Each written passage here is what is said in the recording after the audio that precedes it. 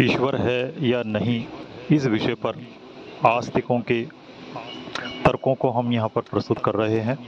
ईश्वर नहीं है, इस विषय पर नास्तिकों ने अनेक तर्क दिए हैं और लगभग सभी नास्तिक, चाहे वे किसी भी धर्म संप्रदाय से निकले हों, एक मत हैं। वहीं आस्तिक ईश्वर के विषय में एक मत नहीं है। इस बात को सभी स्वीकारते हैं कि ईश्वर अवश्य है, परंतु उसके रूपों को और उसके लक्षणों को अलग-अलग मत, अलग-अलग संप्रदाय वाले लोग अलग-अलग मानते हैं। ब्रह्मांड की उत्पत्ति का निर्धारण, इसका संचालन आदि सब कुछ सांप्रदायिक दृष्टि से भिन्न-भिन्न है। इसमें प्रमुख रूप से 2 मतों का और उनके सिद्धांतों का हम यहाँ पर चर्चा करेंगे। ईश्वर के अस्तित्व को मानने वालों में प्रमुख रूप से वैदिक धर्म और उसके परिता घूमता हुआ हिंदुत्व है। दूसरी ओर यहूदी, ईसाईयत और इस्लाम है, जो ईश्वर के अस्तित्व को पूरी तरह से स्वीकारते हैं। ईसाईयत और इस्लाम में ईश्वर की परिकल्पना निश्चित है। पश्चिमी संप्रदायों में ईश्वर या उसकी मान्यता स्थिर है, परंतु वैदिक धर्म में आज भी ईश्वर के प्रति खोजबीन अनवरत चल रही है। वैदिक अथवा हिंदू धर्म में ईश्वर पर अटूट विश्वास होने के साथ साथ यह सुनिश्चित नहीं किया जा सकता कि ईश्वर आखिर कौन है या फिर ईश्वर कैसा है। ईसाई और मुसलमानों ने यह मान लिया है कि ईश्वर आसमान में कहीं रहता है और वह अपनी क्रियाएं वहीं से करता रहता है, जबकि वैदिक धर्मियों ने उसको सर्वव्यापक माना है और उसकी व्यापकता कैसे है, इस पर अभी शोध चल रहा है। हिंदू धर्म में सैकड़ों प्रकार के धर्मशास्त्र हैं, जिनमें अत्यधिक मतभेद भी है। अद्वैतवाद, द्वैतवाद और त्रैतवाद, इन तीनों में अभी भी एकात्मता नहीं है। ईसाई और मुसलमान स्वर्ग को पाने की ही अंतिम इच्छा या अभिलाषा को लेकर ईश्वर में विश्वास रखते हैं, जबकि हिंदुत्व में स्वर्ग प्राप्ति के साथ साथ ईश्वर की प्राप्ति और आत्मा की मुक्ति का विषय भी उसमें सम्मिलित है। ईश्वर का अस्तित्व है, इस विषय पर वैदिक धर्मियों के प्रबल तर्कों को हम यहाँ पर प्रस्तुत कर रहे हैं। ये ऐसे तर्क हैं जिन पर नास्तिकों को विचार करने पर विवश होना पड़ता है। ये आस्तिकों के ऐसे तर्क हैं जिनके बल पर नास्तिकता पर अवरोध लगता है। नास्तिकता अपेक्षित तीव्रता से नहीं बढ़ पा रही है। इन्हीं तर्कों के आधार पर लोग नास्तिकों को दूसरे प्रकार के बुद्धिहीन लोगों की श्रेणी में गिनते हैं। वैदिक धर्मियों का ईश्वर के अस्तित्व के विषय में पहला तर्क यह है कि संसार में 2 प्रकार के तत्व पाए जाते हैं। एक भौतिक पदार्थ, जिनको अणु और परमाणुओं की परिभाषाओं से समझा जा सकता है। ये सभी पदार्थ न्यूटन के नियमों का पालन करते हैं। इन पदार्थों को जड़ पदार्थ कहा जाता है और इसी कारण न्यूटन के सिद्धांत को जड़त्व का सिद्धांत भी कहा जाता है। इन तत्वों में कण और ऊर्जा दोनों को सम्मिलित किया गया है, जबकि दूसरे पदार्थ होते हैं उनको चेतन कहा जाता है। इनमें मुख्य रूप से आत्म तत्व को गिना गया है, और चूंकि आत्माओं को भौतिक सिद्धांतों से नहीं समझा जा सकता और आत्माओं को समझने के लिए किसी प्रकार के यंत्र भी उपयोगी नहीं होते, आत्म तत्व के विषय को वर्गीकृत नहीं किया जा सकता। कण और अणु परमाणु ऊर्जा के प्राप्त होने पर ही गति करते हैं। वे ऊर्जा से एक स्थान से दूसरे स्थान पर धकेल दिए जाते हैं। ऊर्जा स्वयं भी जड़त्वशील है, परंतु इन कणों को एक दिशा से दूसरी दिशा में ले जाने के लिए वही ऊर्जा जो है मुख्य कारण बनती है। ऊर्जा निरंतर संसार में बहती रहती है।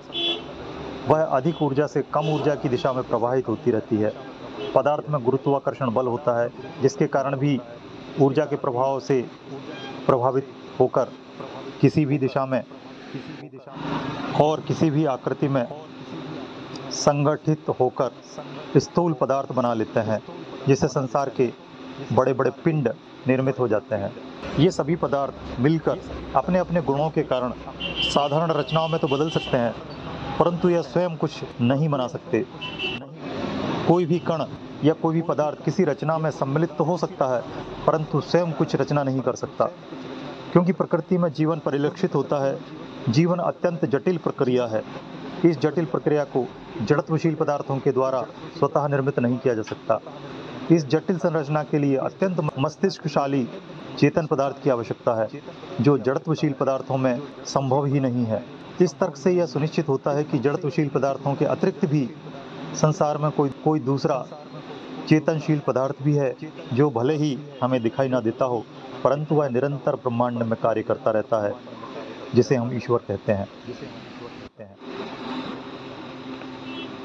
यह बात सत्य है कि अरबों खरबों तारों के बीच पृथ्वी जैसी जीवनशील अनुकूलन परिस्थितियां कहीं कहीं ही बनती हैं, परंतु पृथ्वी जैसी अनुकूलनशील बनने की योजना कहीं ना कहीं ब्रह्मांड में होती अवश्य है। इसलिए जैसी परिस्थितियां निर्मित होती हैं, पृथ्वी जैसी परिस्थितियों का या पृथ्वी जैसी परिस्थितियां क्यों बनी, यह किसी न किसी चेतन पदार्थ के भीतर एजेंडा रहता है, अन्यथा ऐसी परिस्थितियों का बनना संभव ही नहीं।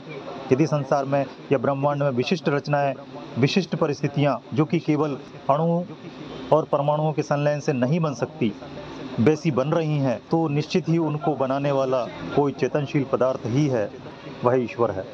या तीसरा बिंदु, चार्ल्स डार्विन के सिद्धांत को पूरी तरह से सत्य नहीं माना जा सकता, क्योंकि अभी तक एक कोशीय जीवों से बहुकोशीय जीव बनने की कोई घटना हमें परिलक्षित नहीं हुई है। अर्थात एक कोशीय जीव एक कोशीय ही रहेगा और बहुकोशीय जीव बहुकोशीय ही रहेंगे। जीवन जिस तरह से बना है, वह पता करना भी सांसारिक रचनाओं की भांति जटिल है। विकास निश्चित ही चल रहा है, मगर विकास से प्रजातियां उत्पन्न नहीं हो रही हैं, अपितु जो प्रजातियां पूर्व में विकसित हुई हैं, उनकी संख्या भी स्थिर है। उन्हीं स्थिर प्रजातियों में ही परिस्थितिजनक परिवर्तन होते रहते हैं, परंतु एक प्रजाति से दूसरी प्रजाति उत्पन्न नहीं होती। मैं यह मानना कि एक ही प्रजाति से संपूर्ण संसार उत्पन्न हुआ है, यह वैज्ञानिक अंधविश्वास ही कहा जाएगा। क्रमांक 4, खाद्य श्रृंखला अत्यंत पीड़ादायक है, इसलिए मनुष्य ने धर्म के सिद्धांतों को बनाया और खोजा है। धर्मशास्त्र लिखे हैं, निषेध और पथ्य के नियमों को बनाया है, उपासना की क्रियाएं खोजी गई, पुनर्जन्म की खोज हुई, उसके अनुसार कर्म और भोग के नियम खोजे गए। यदि संसार इतना दुख भरा ना होता, तो सारे जीव जंतु मानव शरीर की कामना ना करते, अन्याय अत्यधिक होता या न्याय की व्यवस्था ही ना होती, और बिना ईश्वर के मुक्ति की योजना या उपासना का सिद्धांत खोजा ही नहीं जा सकता, या उपासना के सिद्धांत पर कार्य किया ही नहीं जा सकता था। वैदिक सिद्धांत के अनुसार ईश्वर सर्वव्यापक और सभी स्थानों पर उपस्थित है। यह 5वां बिंदु है। विश्व में कोई भी स्थान ऐसा नहीं है जहां पर ईश्वर का अस्तित्व नहीं है। पृथ्वी पर जीवन योग्य परिस्थितियां बनी तो ईश्वर ने वहां पर जीवन का प्रादुर्भाव कर दिया। विश्व में अनंत आकाश गंगाएं हैं, सभी आकाश गंगाओं में कहीं न कहीं पृथ्वी की भांति परिस्थितियां अवश्य होंगी, और वहां भी जीव जंतु निश्चित रूप से ऐसे ही होंगे जैसे कि पृथ्वी पर है। पृथ्वी पर अनुकूलन अचानक नहीं हुआ है, अपितु ईश्वर ने ऐसी योजना ब्रह्मांड के प्रारंभ होते ही कर दी थी। बिंदु क्रमांक 6, ईश्वर अजन्मा है, वह कहीं जन्म नहीं लेता। जन्म लेने की कथाएं लोगों ने अपने मन से बना ली हैं। अवतारवाद, स्वर्ग और नरक, किसी के भी अंतरिक्ष में होने की कल्पना केवल कल्पना है। भारत में यहूदियों, ईसाइयों और मुसलमानों से ये कल्पना आई है, जो पूर्णतः काल्पनिक है। जब ईश्वर से कोई स्थान रिक्त ही नहीं, तो उसका आना जाना या जन्म लेना अतार्किक और अप्रामाणिक है। 7वां बिंदु, ईश्वर को बलवान मानना, शक्तिशाली मानना, ब्रह्मांड को संचालित करने वाला मानना अनुचित है। ईश्वर कणों को कभी भी स्पर्श नहीं करता। यह एक अत्यधिक शोध की प्रक्रिया है कि ईश्वर कुछ भी नहीं करता, फिर भी उसके बिना कोई कार्य संभव ही नहीं है। इस बात को समझ पाना अत्यंत जटिल है, फिर भी ईश्वर को सर्वव्यापक और सभी कार्यों का कर्ता माना जाएगा। 8वां बिंदु, ईश्वर केवल निराकार है और उसको साकार मानना लोगों की नासमझी है और कुछ लोगों की चालाकी भी है। यह बात सही है कि ईश्वर को कभी किसी ने नहीं देखा, और ना ही ईश्वर को किसी ने अनुभव किया है, और ना ही ईश्वर के होने की कोई घटना कहीं घटित हुई है। परंतु हमारे मनीषियों ने हजारों वर्ष तपस्या करके ईश्वर के विषय को जाना है। उन्होंने शास्त्रों में ईश्वर का उल्लेख किया है। उन्हीं शास्त्रों को देखकर, पढ़कर, समझकर ईश्वर को स्वीकार करते हैं और ऐसा अनुभव करते हैं कि ईश्वर निश्चय ही ब्रह्मांड में है। 10वां बिंदु, नास्तिकों की यह बात सत्य प्रतीत होती है कि कुछ चालाक लोगों ने ईश्वर को गढ़कर लोगों को मूर्ख बनाने का कार्य किया है। धर्मशास्त्रों में अपनी विकृत आस्थाओं को मिलाकर परिक्षिप्त तथा मिश्रित किया है। कोई भी धर्मशास्त्र बिना मिलावट का कदाचित ना मिले, इसलिए धर्मशास्त्रों में वास्तविक गतिविधियों को खोज पाना अत्यंत कठिन है। परंतु धर्मशास्त्र पूरी तरह से मिथ्या हो, यह कहना भी कठिन है। धर्मशास्त्रों में बहुत सारी बातें सत्य प्रतीत होती हैं, इसलिए हम धर्मशास्त्रों के अनुयायी होकर ईश्वर के अस्तित्व में विश्वास करते हैं और ईश्वर को सर्वव्यापक मानकर उसकी उपासना करते हैं। 11वां बिंदु, भारतीय शास्त्र में अवतारवाद की घटना बहुत आधुनिक है। प्राचीन काल के शास्त्रों में किसी प्रकार के अवतारवाद का कोई अनुच्छेद नहीं है।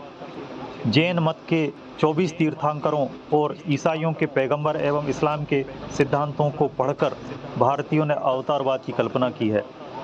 जिस प्रकार पश्चिम के मतांतरों में पैगंबर के आने का उल्लेख है, उसका अनुकरण करते हुए भारत में कुछ पढ़े लिखे कथावाचकों ने अवतारवाद की कथाएं लिखकर वैदिक धर्म को दूषित करने का कार्य किया है। जब नास्तिक लोग उनके अवतारों या अवतारवाद पर प्रश्न करते हैं, तो इन कथावाचकों के लिखे हुए को सत्य मानने वाले संतोषपूर्वक उत्तर व समाधान प्रस्तुत नहीं कर पाते। यह निश्चय ही खेद का विषय है। वैदिक धर्म के परितः वर्तमान में हिंदू मत बन गया है, जिसके अनुयायी किसी भी प्रकार के तर्कों का संतोषजनक उत्तर नहीं दे पाते। उनके भी 2-3 जो उत्तर हैं, उन पर हम यहाँ थोड़ी सी चर्चा कर लेते हैं। हिंदुओं के कुछ तर्क इस तरह से होते हैं कि हमारे पूर्वजों ने जो मान्यताएं हमें दी हैं, हम उनको ही मान रहे हैं। हमारे पूर्वजों ने ईश्वर को जैसा देखा वैसा लिखा। हमने उत्तरोत्तर प्राप्त ज्ञान को हमारे पूर्वजों से प्राप्त किया है, क्योंकि हमारे पूर्वज बहुत ज्ञानी थे। उन्होंने सैकड़ों हजारों सालों तक तपस्या करके ज्ञान को प्राप्त किया। उस ज्ञान को अपनी आने वाली पीढ़ी को दिया। हमें अपने पूर्वजों पर पूर्ण विश्वास है। जैसे हमारे माता के द्वारा यह बताया जाए कि तुम्हारे पिता अमुक व्यक्ति हैं, तो हमें विश्वास करना पड़ता है। उसी प्रकार हमें अपने पूर्वजों पर पूर्ण विश्वास है। ईश्वर के विषय में यही हमारी धारणा है और यही हमारा आधार है। कुछ और तर्क इस प्रकार से भी हैं कि ईश्वर साकार भी है और निराकार भी है। वह अंतर्ध्यान भी रहता है और संसार में अवतार भी लेता है। भगवान राम, भगवान कृष्ण वास्तव में ईश्वर ही थे। ब्रह्मा, विष्णु और महेश, यह मूल तत्व हैं। इन्होंने ही सृष्टि का निर्माण किया है। ये तीनों ही पालन करता है और यही संसार का संहार करते हैं, जिसमें भगवान विष्णु अनेक अवतार ले चुके हैं, अनेक प्रकार की लीलाएं ले कर चुके हैं। हमारे शास्त्र इसका प्रबल प्रमाण है। हमारे शास्त्रों में ईश्वर की अनेक लीलाओं का वर्णन है। वे दुखों से मुक्ति देते हैं और मनुष्य को वैकुंठ धाम में भेजते हैं, जहाँ मनुष्य की समस्त इच्छाएं पूरी होती हैं। और कुछ इस प्रकार भी बोलते हैं कि संसार में ईश्वर ने अनेक लीलाएं की हैं, उनके लिए कुछ भी असंभव नहीं है। ईश्वर सर्वशक्तिमान है, वह जो चाहे कर सकता है, वह जिस रूप में आना चाहे आ सकता है, उसे कोई रोक टोक नहीं है। ये थे आस्तिकों के वे तर्क जिसके कारण वे नास्तिक नहीं बन पाते।